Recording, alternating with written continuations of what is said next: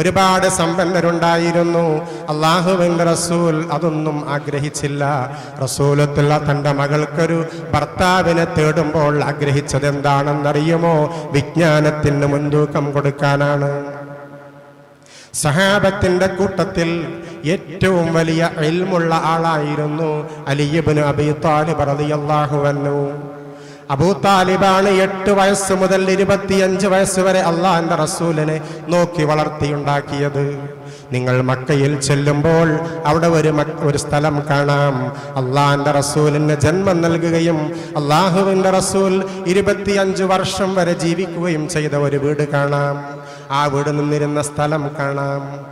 ആ വീട്ടിൽ നിന്ന് 25-ാമത്തെ വയസ്സിൽ തന്റെ പ്രിയപ്പെട്ട അബൂ താലിബിന്റെ വീട്ടിൽ നിന്നും 25 വയസ്സായ ഒരു ചെറുപ്പക്കാരൻ വിവാഹ ദിവസം ആ വീട്ടിൽ നിന്ന് പുറത്തിറങ്ങുമ്പോൾ ഒരു കുട്ടിയുടെ കൈ പിടിച്ചുകൊണ്ടാണ് പുറപ്പെട്ടത്.